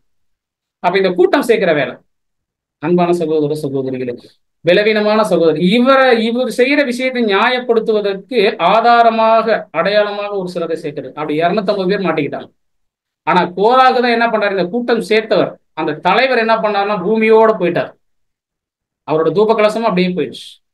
ஆனா அவர் பேச்சை கேட்டு ஒரு சிலர் போனாங்க பாருங்க, அவங்களுடைய தூப கலசத்தை அவங்க கையில இருந்து பிடிக்கல. அப்ப இன்னைக்கு கூட்டம் சேர்க்கிற வேலை அந்த எண்ணம் நமக்குள்ள இருந்துச்சுன்னா சகோதர சகோதரிகளே, சாத்தானுடைய ஆவி நமக்குள்ள வந்துருச்சுன்னா. அடுத்ததா இவர் யாரை கூட்டிட்டு வந்துட்டார் அப்படின்னு நீங்க பாத்தீங்கன்னா, ரூபன் கோத்திரத்தாரை கூட்டிட்டு வந்துட்டார். அதான் ரொம்ப முக்கியம், நீங்க கவனிக்கணும். அப்ப அந்த ரூபன் கோத்திரத்தார் ஆளுகைத்துவத்துக்குரியவங்க அவங்க. அன்பான சகோதரர், அதற்கு ஏற்ற ஆட்களை அருமையா கொண்டு வருவார் கோராகு. அந்த கோராகின் ஆவி இருக்கக்கூடியவங்க அப்படி செய்வாங்க. இந்த விஷயத்தை செஞ்சுட்டோம்னாலே தேவன் விரும்பாத ஒரு விஷயம் கூட்டம் சேர்க்கிற விஷயம். இன்னைக்கு பெயர் சபையில் அப்படிதான் இருக்கிறாங்க. அன்பான சகோதர சகோதரிகளே, இந்த ஒரு சூழ்நிலை, தன்னுடைய ஸ்தானத்தை விட்டுட்டு அடுத்த ஸ்தானத்தில், தனக்கு கொடுக்கப்பட்ட வேலையை விட்டு அடுத்த வேலையில மூக்கு நுழைச்சிங்கன்னா, அதாவது உலகத்துல சொல்லுவாங்க, அடுத்த வேலையில மூக்கு நுழைச்சா மூக்கு என்ன ஆயிடும்னா புண்ணாயிடும். இந்த ஒரு வேலையை கோராக செஞ்சுட்டதுனாலதான் அவங்க கிட்ட இருந்த தூப கலசம் அவனுக்கு கொடுக்கப்பட்டுச்சு. அப்படிங்கிறப்ப அதற்கு உடன்பட்டோம்னா நம்ம கண்டிப்பா நம்மளுடைய தூப கலசம் கொடுக்கப்பட்டோம். ரொம்ப கவனமா இருக்கணும் அன்பான சகோதர சகோதரி. அப்ப தேவன் நம்மளை எந்த இடத்துல வச்சிருந்தா சரியா இருக்கும்னு சொல்லித்தான் நம்மள ஒரு இடத்துல வச்சிருப்பாரு. அந்த இடத்துல இருந்துதான் நம்ம என்ன பண்ணணும்னா நம்மளுடைய பலியின் ஜீவியத்தை செய்யணும். அதை விட்டுட்டு நான் இருக்கிற இடம் எனக்கு அசௌகரியமா இருக்குது அப்படின்னு நினைச்சிட்டு சௌகரியமான இடத்தை தேடி போறோம்னா நம்ம ஆபத்துல இருக்கோம்னு அர்த்தம். அன்பான சகோதர சகோதரி, இந்த விஷயத்தை யார் செஞ்சுட்டாங்க அப்படின்னா, இன்னைக்கு நல்லா கவனிச்சு பாத்தீங்கன்னா, ஒரு வகுப்பாருடைய பலிபீடம் மூடவே பட்டுச்சு. எப்போ அப்படின்னா, எப்படி இந்த கோராகின் கழகம் நடக்கிற வரைக்கும் பலிபீடம் திறந்துருந்துச்சோ, அதே போல நீங்க சபையின் வரலாறு நீங்க படிச்சு பாத்தீங்கன்னா, மகா பாபிலோன் நமக்கு நல்லா தெரியும். அது இன்னைக்கு இருக்கக்கூடிய பேர் சபைகள், தாய் மற்றும் மகள், அவங்க இன்னைக்கு தேவனுடைய உறவை துண்டிச்சுட்டாங்க. தேவன் எப்ப அதை துண்டிச்சார்னா 1878 அவள் அனலுமின்றி குளிருமின்றி இருக்கிறபடியினால் அவளை வாந்தி பண்ணும். அப்ப இன்னைக்கு பெயர் சபைகளோட தேவனுடைய தொடர்பு இல்லை. தொடர்பு வைக்கணும்னா தேவனோட அவங்க என்ன பண்ணலாம், பலிபீடத்தோட தன்னை இணைச்சிருக்கும். ஆனா அந்த பலிபீடத்தோட அவங்க என்ன பண்ணிட்டாங்க அப்படின்னு நீங்க பாத்தீங்கன்னா, அன்பான சகோதர சகோதரிகளே, அந்த ரூபன் கோத்திரத்தாரை போல ஆளுமைத்துவத்துக்குரியவர்களை தன்வசமா எடுத்துக்கிட்டு இந்த பாபிலோன் என்ன ஆயிடுச்சு அப்படின்னு நீங்க பாத்தீங்கன்னா, அந்தி கிறிஸ்து அமைப்பு எப்படி போச்சுன்னா உலகத்துக்குள் தன்னை இணைச்சிட்டாங்க. அதனாலதான் அது மகா பாபிலோன். அந்த கடுகு விதை மரமா மாறி ஆகாயத்து பறவைகள் அங்கங்க வந்து எச்சமாச்சு. இது நிமித்தம் என்ன நடந்துச்சு அப்படின்னு நீங்க பாத்தீங்கன்னா, அன்பான சகோதர சகோதரிகளே, பாபிலோன் நிராகரிக்கப்பட்டுச்சு. இன்னைக்கு பாபிலோன் அந்த அமைப்பு நித்திய தீர்ப்பை வாங்க போகுது. ஆனா அங்க இருக்கிற ஜனங்களுக்கு அந்த அழிவு கிடையாது. அவங்க மகா உத்தரத்துல மாட்டுவாங்க. அதே போல அன்பான சகோதர சொல்ல, அந்த மகா பாபிலோன் 1878க்கு அப்புறம் தேவனுடைய தொடர்பு இல்லாம போச்சு. அவர்களுக்காக இவ்வளவு காலமா பரிந்து பேசப்பட்டு கொண்டிருந்த அந்த பலிபீடம் அவர்கள் நித்தியத்துக்கு மூடப்பட்டுச்சு. இனிமேல் ஜட்ஜ்மெண்ட்டுக்கு தான் அவங்க காத்திருக்கிறாங்க. அப்ப அந்த மகா பாபிலோனுக்கான பலிபீடம் 78ல மூடப்பட்டிருக்குதுன்னா, அங்க உண்மையான ஜனங்கள் இருந்ததுனாலதான் தேவன் நம்மளை என்ன பண்ணான்னா, என் ஜனமே அவளை விட்டு வெளியே வா, நம்மளை அங்கிருந்து கூப்பிட்டாங்க. அந்த சத்தத்தை கேட்டதுனால இன்னைக்கு ஒரு வகுப்பார் அங்கிருந்து வெளியில வந்திருக்கிறாங்க. அவங்கதான் யாருன்னா, இன்னைக்கு பலியினால் உடன்படிக்கை பண்ணணும், கிறிஸ்துவுக்குள் புது சிஷ்யா வாழ்றோம். அதை நம்ம எப்படி புரிஞ்சுக்கிற மாதிரி சொல்லணும், நம்மளுடைய பாஷையில நமக்கு ஏற்றாற் போல சொல்லணும்னா, இன்னைக்கு இருக்கக்கூடிய வேதமானது, இன்னைக்கு இருக்கக்கூடிய பைபிள் ஸ்டூடெண்ட், அவங்கதான் விசேஷமா லவோதிக்கேயன் காலத்தார், 7ஆம் கால சபையார், அவங்கதான் மகா பாபிலோனை விட்டு தன்னை வெளியில கொண்டு வந்தாங்க. இப்ப அங்க பலிபீடம் மூடப்பட்டாச்சு, மகா பாபிலோனுடைய பலிபீடம். ஆனா அங்கிருந்து இந்த லவோதிக்கேயத்துல நம்ம வந்திருக்கிறோம். இங்கேயும் யார் இருக்க வாய்ப்பு இருக்குன்னா, மகா பாபிலோன் இல்ல, பாபிலோன் இருக்க வாய்ப்பு. அன்பான சகோதர சகோதரி, அந்த பாபிலோனுடைய ஆவி நமக்குள்ள இருந்துச்சுன்னா, இன்னைக்கு இந்த லவோதிக்கேய காலத்தை நீங்க சற்று கவனிச்சு பாத்தீங்கன்னா, அன்புக்குரிய சகோதர சகோதரிகளே, நீங்க கொஞ்சம் கவனமா பாருங்க. இந்த வாய்ப்பு நம்முடைய வாசற்படியில இருக்கு, நம்ம கையில இருக்குது. அன்பான சகோதர சகோதரி, அப்போ இந்த விசேஷமான வகுப்பார் கிறிஸ்துவின் சபையார் எப்படி இருக்கணும் அப்படின்னு சொல்லி வேதாகம் நமக்கு கற்றுத்தருதுன்னா, ஒரே சரீரத்தின் அவயமா இருக்கணும். ஒருவன் கிறிஸ்துவுக்குள் இருக்கிறான் அப்படின்னா எப்படி ப்ரூவ் பண்ணணும்னா, ஒரு கிறிஸ்தவன் இன்னொரு கிறிஸ்தவனை கிறிஸ்துவுக்குள்ள இருக்கவங்க பார்க்கும்போது அவங்களுக்குள் ஒத்திசைவு இருக்கணும். ஒரு அவயம் பாடுபட்டால் இன்னொரு அவயம் பாடுபடணும், ஒரு அவயம் சந்தோஷப்பட்டா இன்னொரு அவயம் சந்தோஷப்படணும். ஆனா இன்னைக்கு இருக்கிற சூழல், இந்த லவோதிக்கேய காலத்தினுடைய பரிசுத்தவங்கள் எப்படி இருக்காங்கன்னா, ஒரு அவயம் பாடுபட்டா இன்னொரு அவயம் சந்தோஷப்படும், பாடுபடுறது இல்லை. நான் என்ன சொல்ல வர்றதை நீங்க புரிஞ்சுக்குவீங்கன்னு நான் நினைக்கிறேன். எனக்கு அருமையானவர்களே, பிரியமானவர்களே, அப்ப இன்னைக்கு இருக்கக்கூடிய நம்மளுடைய நிலைமை நீங்க சற்று கவனிச்சு பாத்தீங்கன்னா, எப்படி பாபிலோனுக்குள்ள ஒத்திசைவு இல்லாம இருக்குதோ, நம்ம பாபிலோன்ட்ட போய் பேசிக் கிளாஸ் பேசும்போது நம்ம சொல்லுவோம், அழைக்கப்பட்டவர்களுக்குள்ள என்ன இல்லைன்னா ஒருமைப்பாடு இல்லை. ஆனா இன்னைக்கு ரொம்ப கவலைக்கான இடம், வேதமானவர்களுக்குள்ள என்ன இல்லை, ஒருமைப்பாடு இல்லை அப்படிங்கிறது கண்கூட நிதர்சனமா பார்க்கக்கூடிய உண்மையா இருக்கு. அன்பான சகோதர சகோதரிகள், அப்படி இருக்கிறது கிறிஸ்துவின் சபையே கிடையாது. கிறிஸ்துவின் சபையா இருந்தா என்ன இருக்கும்னா, அதனாலதான் வசனம் சொல்லுது, அந்த பாபிலோனுக்குள்ள இருந்து ஒரு கூட்டத்தை தேவன் பிரிச்சு வந்தார். மகா பாபிலோனுக்குள்ள இருந்து இந்த லவோதிக்கேய காலத்துக்குள்ள இருந்து தேவன் எடுக்கிறார் 1,44,000, 1,44,000 பேர் கிறிஸ்துவின் சபையாக இருக்கிறார். அவங்கதான் யார் அப்படின்னு நீங்க பாத்தீங்கன்னா, ஒத்திசைவானவர்கள், கிறிஸ்து எங்க போனாலும் அவரை பின்பற்றி போகக்கூடியவர்களாக அவங்க இருக்கிறாங்க. எனக்கு அருமையானவர்களே, அப்போ அந்த பலிபீடம் லிட்டரலாவே நீங்க சபையின் காலப்பகுதியில் பாத்தீங்கன்னா மகா பாபிலோனுக்கு இன்னைக்கு மூடப்பட்ட நிலைமையில தான் இருக்குது. ஆனா இன்னைக்கு நீங்க கவனிச்சு பாத்தீங்கன்னா, அங்கிருந்து வெளியில வந்திருக்கிற நம்ம ஒவ்வொருவருமே அன்னைக்கு ஒரு அமைப்போடு, அந்த 6 காலகட்ட சபை வரைக்கும், மகா பாபிலோன் நிராகரிக்கப்படுற வரைக்கும் தேவன் பொதுவாக எல்லாரோட அந்த அமைப்போடு தொடர்பு வச்சிருந்தார், அங்க இருக்க ஜனங்களோடு தொடர்பு வச்சிருந்தார். ஆனா இன்னைக்கு தேவன் யார் கூட மாத்திரம் தொடர்பு வைக்கிறார் அப்படின்னா, ஒவ்வொரு தனிப்பட்ட நபர்களோடு. அதனாலதான் வசனம் சொல்லுது, நீங்களே அந்த ஆலயம். அதனாலதான் வெளிப்படுத்தல நம்ம பார்க்கும் பொழுது, மனுஷர் மத்தியில், நீங்க வசனம் வாசிக்கலாம், வெளிப்படுத்தின விசேஷம் 21ஆம் அதிகாரம் 3ஆம். வெளிப்படுத்தின விசேஷம் 21ஆம் அதிகாரம் வசனம் 3. மேலும் பரலோகத்திலிருந்து உண்டான ஒரு பெரும் சத்தத்தை கேட்டேன். அது, இதோ மனுஷர்களிடத்திலே தேவனுடைய வாசஸ்தலம் இருக்கிறது, அவர்களிடத்திலே அவர் வாசமாயிருப்பார், அவர்களும் அவருடைய ஜனங்களாயிருப்பார்கள். தேவன் தாமே அவர்களோட கூட இருந்து அவர்களுடைய தேவனாய் இருப்பார். பாருங்க சகோதரர், இதோ மனுஷர்கள் மத்தியில தேவனுடைய வாசஸ்தலம். இன்னைக்கு நம்ம இருக்கிற காலகட்டத்துக்கான வசனம் தான் அது. அப்ப இன்னைக்கு மனுஷர்கள் மத்தியில தேவனுடைய வாசஸ்தலம் இருக்குது. அவர்கள் மத்தியில் அவர் வாசம் செய்வார். அவர் அவருடைய தேவனாகவும் அவர். அப்ப இன்னைக்கு யார் ஒருவர் கிறிஸ்துவுக்குள்ளாக இருந்து அந்த புது சிருஷ்டின் வாய்ப்பை தக்க வச்சுட்டு இருக்கிறாங்களோ அவங்க எல்லாருமே தேவன் வாசம் செய்யக்கூடிய ஆளு. இன்னைக்கு தேவனை எங்கேயுமே வாசம் செய்யல. அன்பான சகோதர சகோதரி, மகா பாபிலோன்ல அவர் இல்லை. இன்னைக்கு வேதமானவர்களா இருக்கிற நம்ம மத்தியில ஒவ்வொரு தனிப்பட்ட நபர்களோடுமே அவருடைய தொடர்பு. இப்ப எனக்குள்ள தேவன் தொடர்பு வைக்கிறார், அதே போல இங்க இணைஞ்சிருக்கிற ஒவ்வொருவரோடும் தேவன் தொடர்பு வைக்கிறார். அப்ப இந்த தேவனுடைய உறவு நமக்கு எப்படி கிடைச்சிருக்குன்னா, நம்ம பலிபீடத்தோடு நம்ம இணைஞ்சிருக்கிறதுனால, பலிபீடத்தின் நெருப்பை நமக்குள்ள வச்சிருக்கிறதுனால, அதனாலதான் பலியினால் உடன்படிக்கை பண்ணியிருக்கிறதுனால, அது நிமித்தம் நீங்களும் நானும் புது சிருஷ்டிங்கிற வாய்ப்பை நம்ம பெற்றிருக்கிறோம். அந்த புது சிருஷ்டிகளோடு மாத்திரமே தேவனுடைய தொடர்பு. இன்னைக்கு இருக்கிற நம்ம எல்லாருமே புது சிருஷ்டிகளா? கிறிஸ்துவுக்குள் நம்ம இணைக்கப்பட்டிருக்கிறோமா? நமக்குள் பலிபீடத்தின் நெருப்பு தணல் இருக்குதா அப்படின்னு நீங்க கவனிச்சு பாருங்க. ஒருவேளை நெருப்பு நமக்குள்ள இருந்துச்சுன்னா என்ன இருக்கும்னா, நெருப்பை தொட்டோம்னா நமக்கு என்ன தெரியும்? அதோட உணர்வுகள் அங்க இருக்கும். அப்ப இன்னைக்கு பலிபீடத்தோடு நம்ம இணைஞ்சிருக்கிற அந்த உணர்வுகள் நம்ம ஒவ்வொருவருக்குள்ளும் இருக்குதா? அதனுடைய வெளிப்பாடுதான் என்ன அப்படின்னு நீங்க பாத்தீங்கன்னா, சகோதர சிநேகிதம், ஒருமைப்பாடு. ஆரம்ப காலத்து அப்போஸ்தலர்கள் எல்லாருமே, அன்னைக்கு இருந்த சீசர்கள் எல்லாருமே பலிபீடத்தோட தன்னை நெருக்கமா இணைச்சிருந்தாங்க. அதனாலதான் ஆரம்ப கால சபை எப்படி இருந்துச்சுன்னா, அன்பான சகோதர சகோதரி, அன்பிலும் அநியோனியத்திலும் அப்படியே ஒன்னா இருந்தாங்க. அவங்கள மாதிரி இருக்கிறதுக்கான வாய்ப்பு இன்னைக்கு 7ஆம் காலகட்ட சபையில இல்லவே இல்லை. நம்ம மத்தியில காணோம். தனக்குண்டான எல்லாத்தையும் பொதுவா வச்சிருந்தாங்க. ஒருத்தர் பாடுபட்டா இன்னொன்னு பாடுபட்டுச்சு. ஒரு சந்தோஷம், ஒரு அவையம் சந்தோஷப்பட்ட ஆரம்ப காலத்துல இருந்த ஐக்கியத்துல சந்தோஷம் இருந்துச்சு. ஆனா இன்னைக்கு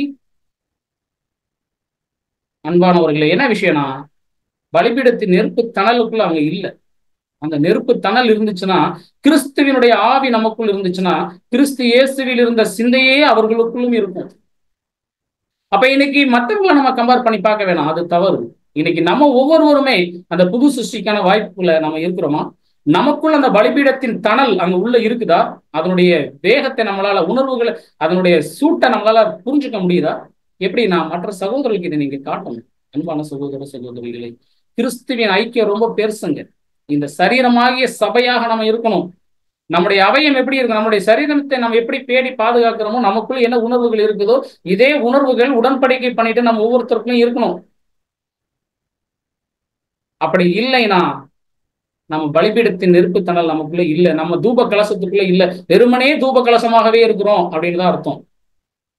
அப்ப வெறுமனே தூப கலசமா இருந்தா நீ பிரகாரத்துலதான் இருக்கணும், பரிசுத்த ஸ்தலத்துக்கு போக முடியாது. அங்க போகணும்னா நெருப்பு தணல் அந்த சூட்டோட அப்படியே உள்ள இணைக்கப்பட்டிருக்கணும். அன்பான அந்த சூடு இருந்தா தான், நெருப்பு இருந்தா தான் தேவ சமூகத்துல கைப்பிடி அளவு நெருப்பு எடுத்து அதுல போட முடியும்.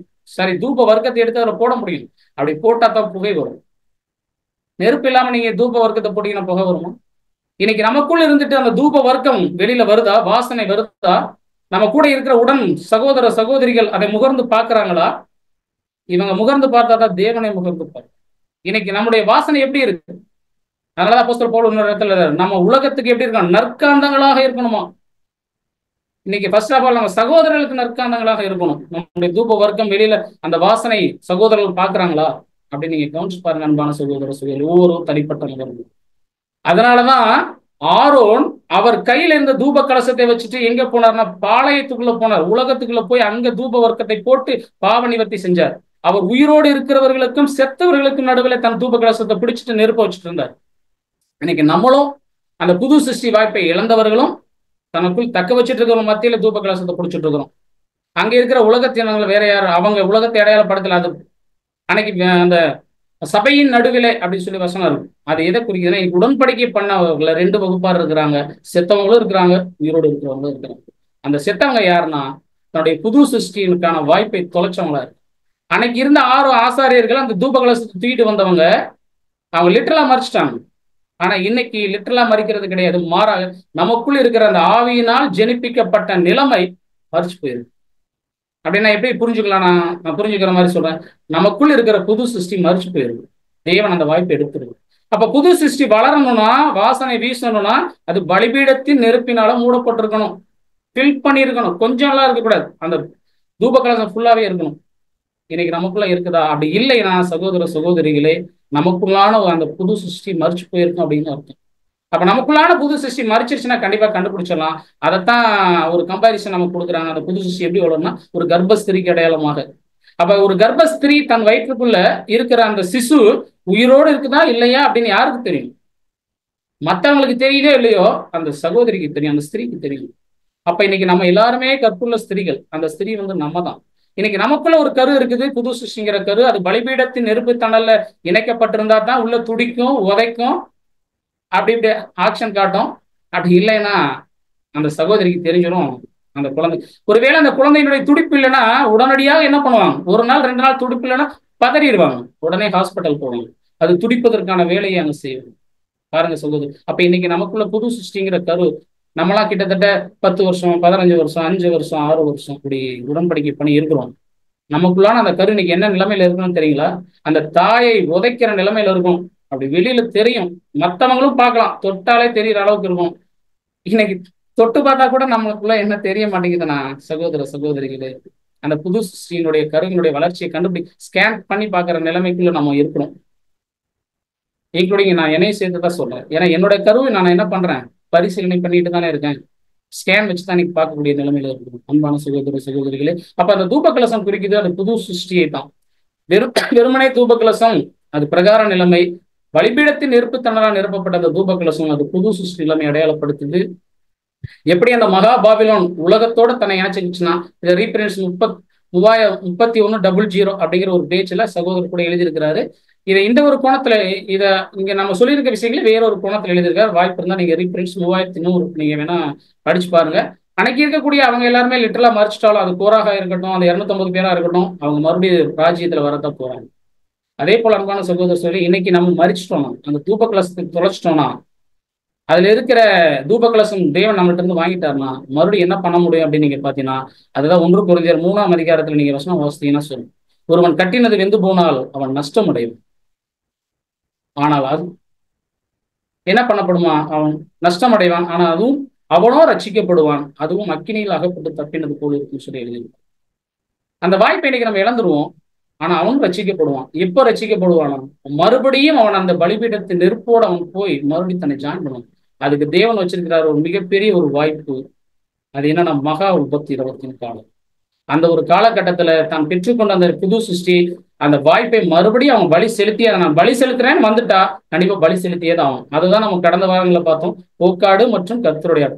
கர்த்தருடைய ஆடு பலிபீடத்துல பலி செலுத்தப்பட்டுச்சு, ஆனா போக்காடு வனாந்தரத்துல போய் பலி செலுத்தப்பட்டுச்சு. அப்ப வனாந்தரத்துல பலி செலுத்துற நிலைமை எப்படி இருக்கும்? அதைத்தான் அப்போஸ்தலர் பவுல் கொரிந்து சபைக்கு எழுதும் பொழுது சொல்றார், அவன் கட்டினது வெந்து போனால் நஷ்டம் அடையும், அது அக்கினியினால் பரிசோதிக்கப்படும். இன்னைக்கு நீங்களும் நானும் புது சிருஷ்டியா இருக்கும், நம்ம மேல அக்கினி பரீட்சிக்கப்படுது. நான் கட்டினது விலையேற பெற்ற கல் வைரம் இது மாதிரி வச்சு கட்டினா சபை, நான் மரம் புல் வைக்கோல் வச்சு கட்டினா திரள் கூட்டம். அப்ப நீங்க இன்னைக்கு புரிஞ்சுக்கலாம், நம்ம ஒவ்வொருவரையும் தற்பரிசோதனை பண்ணி பாருங்க, நம்ம என்ன வச்சு கட்டியிருக்கிறோம். ஒருவேளை இன்னைக்கு அக்கினி தான் பரீட்சிக்குது. அதே போல இன்னைக்கு நம்ம புது சிருஷ்டி நிலைமையை தக்க வைக்கிறோமா தக்க வைக்கலையான எந்த அக்கினி தான் பரிசோதிக்குதுன்னா பலிபீடத்தில் இருக்கக்கூடிய அக்கினி தான் நம்மளை பரிசோதிக்குது. அந்த அக்கினி கூட நம்மளை இணைச்சிக்கலைன்னா நம்ம வாய்ப்பை இழந்தவர்களாக நமக்குள்ள இருக்கிற அந்த நியூ கிரியேஷன் புது சிருஷ்டி மறிச்சு போயிருக்கும். அது வளர்வதற்கு ஏற்ற சூழல் அங்க இருக்கவே இருக்காது. அதை பிரதர் எப்படி எழுதுவார்னா, உலக கவலைகள் அவங்களை போட்டு அப்படியே முழுகடிச்சிருமா. அந்த கோராகை போல அந்த 250 பேரை போல உலகத்துக்குள்ள அவங்க முழுகிடுவாங்களாம். உலகம் எப்படி இன்னைக்கு இருக்குன்னா ஒரு மரண இருளுக்குள்ள இருக்கு. அந்த ஒரு நிலைமைக்குள்ள சகோதர சகோதரிகள் போயிடுவாங்களா, அந்த கோராகும் அவர் கூட்டத்தாரும். அது போல இன்னைக்கு கவனிச்சு பார்க்கலாம். இன்னைக்கு இருக்கக்கூடிய வேத மாணவர்கள் மத்தியில தான் இந்த ஒரு வாய்ப்பு இருக்கு சகோதர சகோதரி, கண்கூட நம்ம பார்க்கிறோம். ஆனா இந்த வாய்ப்பை தொலைக்கிற நிலைமையும் இங்கதான் இருக்கு. இதை நீங்க புரிஞ்சுக்கிறதுக்காக நான் ஒரு சின்ன உதாரணம் சொல்லி இந்த பகுதியை நான் நிறைவு செய்யறேன். நிறைய விஷயங்கள் அங்க இருக்குது. இந்த ஒரு சூழலை நம்ம எல்லாத்தையும் விளக்கணும்னா அது ஒரு மாதிரி சூழலுக்குள்ள போயிடும். அப்படிங்கிறதுக்காக மேலோட்டமா இந்த வாய்ப்பை நான் உங்களுக்கு சொல்லியிருக்கிறேன். ஒரு எச்சரிப்பான நிலைமை. இந்த ஒவ்வொரு பலிபீடம், அந்த பலிபீடம் ஒவ்வொருத்தரையும் தனிப்பட்ட நபர்களே அங்க இருக்கு. நம்ம தான் பலிபீடத்தோட இணைச்சுக்கணும். இல்லைன்னா நம்மளுடைய தூப கலசத்தை எடுத்து தேவன் என்ன பண்ணிடுவார்னா பலிபீடத்தை மூடிடுவார். அப்படின்னா தேவன் நம்ம கூட தொடர்பு வைக்க மாட்டார். கிறிஸ்துவ மூலமாக தான் நம்ம தொடர்பு வச்சுக்க முடியுமே ஒழிய, கிறிஸ்துவுக்குள்ள இருந்ததான் நம்ம தேவனை தொடர்பு கொள்ள முடியுமே ஒழிய, அந்த வாய்ப்பை நம்ம தவற விட்டோம்னா ஒரு பரிதாபத்துக்குரிய ஒரு நிலைமைக்குள்ள நம்ம போயிடும் சகோதர சகோதரிகளை. அப்போ இது ஒரு சின்ன உதாரணம் சொல்லி நான் இந்த விஷயங்களை முடிக்கிறதுக்கு நான் முயற்சி பண்றேன், ஒருவேளை நீங்க புரிஞ்சுக்கிறதுக்காக. இப்ப இன்னைக்கு இந்த 1,44,000 பேர் சபை சரீரத்துக்கு கூப்பிட்டு பேசப்படுறதை நம்ம பார்க்கிறோம். அதுல விசேஷமா நீங்களும் நானும் குதிங்கால் வகுப்பார் என்று நம்ம பார்க்கிறோம். அப்போ ஒரு சரீரத்துல ஒரு சரீரம் 100%னா அதுல குதிங்கால் எவ்வளவு பெருசு இருக்கும், அதனுடைய பர்சன்டேஜ் எவ்வளவு இருக்கும் நீங்க போட்டுக்கோங்க. அப்ப அவ்வளவுதான் இருக்குது சபைக்கான வாய்ப்பு. 1,44,000 பேருக்கான வாய்ப்பு ஒரு சரீரத்தினுடைய ஒரு ரொம்ப ரொம்ப ரொம்ப குறைவான சதவீதம். ஆனா எனக்கு இருக்கக்கூடிய வேத மாணவர்களுடைய எண்ணிக்கை ஒரு சரீரமே ஃபில் பண்ற அளவுக்கு இருக்குது. அப்ப நீங்க யோசிச்சு பார்க்கணும் சகோதரர் சொல்லி, எந்த ஒரு நிலைமையில எந்த ஒரு சூழல்ல நம்ம இருக்கிறோம். அப்ப இன்னைக்கு ஒவ்வொருவரும் தன்னுடைய பலிபீடத்தை உற்று கவனிங்க, உற்று பாருங்க. நம்ம கிறிஸ்துவுக்குள்ளாக இணைக்கப்பட்டிருக்கிறோமா, நமக்குள்ள அந்த பலிபீடத்தின் நெருப்பு தணல் உள்ள இருக்குதா அப்படிங்கிறது. அப்படி இல்லாம நம்ம கவனக்குறைவா போயிட்டோம்னா இந்த பாபிலோன் பெற்ற நியாய தீர்ப்பை நம்மளும் பெற்றுக்கொள்வோம். அனலும் இல்லை குளிரும் இல்லை, நான் வாந்தி பண்ணிடுவேன் அப்படிங்கிற நிலைமையை நம்ம பெற்றுவோம் அன்பான சகோதர சொல்லி. அதனால வெளிப்படுத்தல நம்ம பார்த்தோம் 21ஆம் அதிகாரத்துல மனுஷன் மத்தியில் தேவனுடைய வாசஸ்தலம். இன்னைக்கு தேவன் வாசம் செய்யக்கூடிய ஒவ்வொருவருமே நம்ம தான் அந்த தனி கிறிஸ்துவுக்குள் இருக்கக்கூடிய நம்ம தான் அவருடைய வாசஸ்தலமாக இருந்து நமக்குள்ளதான் தேவன் வாசம் செய்யறாருன்னா அப்ப நமக்குள்ள கண்டிப்பா தெரியும் என்னுடைய பலிபீடம் அது திறந்திருக்குதா, அல்லது என்னுடைய தூப கலசம் பலிபீடத்தின் நெருப்புல ஃபில் ஆகிருக்குதா, நிரம்பி இருக்குதா, அந்த சூடு மற்ற சகோதரர்கள் உணர்றாங்களா, ஃபர்ஸ்ட் நான் உணர்றேனா அப்படிங்கிற விஷயத்தை நீங்க கவனிக்கணும் அன்பான சகோதர சகோதரி. அப்ப இது ஒரு எச்சரிப்பான ஒரு சூழல் தான்.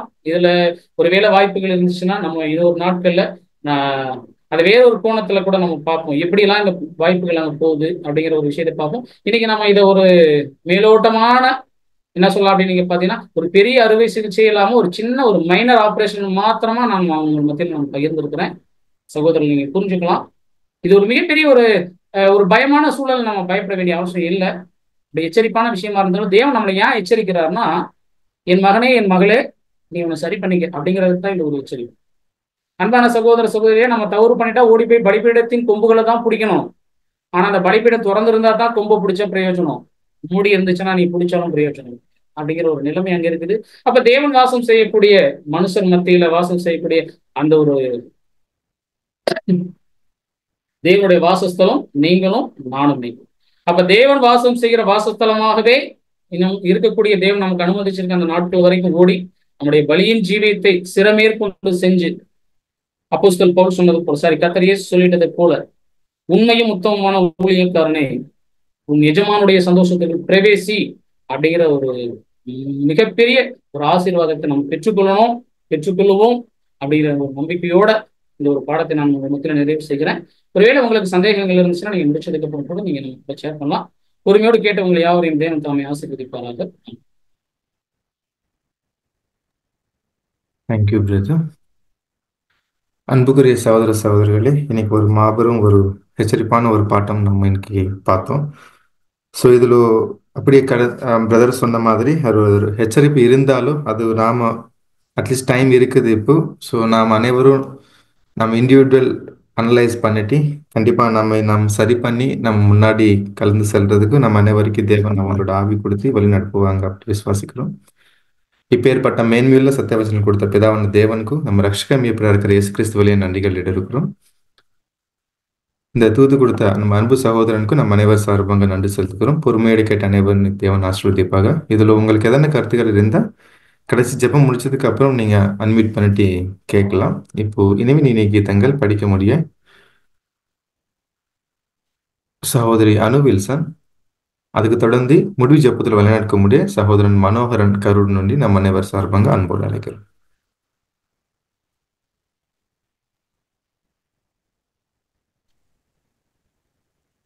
இன்றைக்கான இரவின் இனிய கீதங்கள் தெரிந்து கொள்ளப்பட்ட வசனம் யோவான் 1ஆம் அதிகாரம் 14ஆம் வசனம். அந்த வார்த்தை மாம்சமாகி கிருபையினாலும் சத்தியத்தினாலும் நிறைந்தவராய் நமக்குள்ளே வாசம் பண்ணினார். மனுகுலம் முழுவதும் ஆதாமின் பிள்ளைகளாக அவனுடைய மரண தீர்ப்பில் பங்குதாரர்களாக இருப்பதால் எந்த மனுஷனும் தன்னுடைய சகோதரனுக்காக மீட்கும் பொருளை தர முடியாது. தெரிந்து கொள்ளப்பட்ட வசனம் 49ஆம் சங்கீதம் 7-8. ஆதாமின் விழுகையினால் உண்டான மரணத்தை ஈடுகட்ட எந்த மனிதனாலும் கூடாமல் போயிற்று.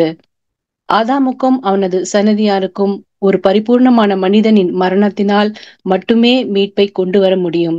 அப்படி பரிபூர்ணமாக மனிதனாக எந்த மனிதனும் இல்லாததினால் தேவன் தம்முடைய ஒரே பேரனான குமாரனை, வார்த்தையானவராக லோகோஸ் இருந்தவரை, ஆதாமும் ஆதாமின் பிள்ளைகளும் மீட்படையும்படியாக மனிதனாக வரும்படி தேவன் ஏற்பாடு செய்தார். ஆமென்.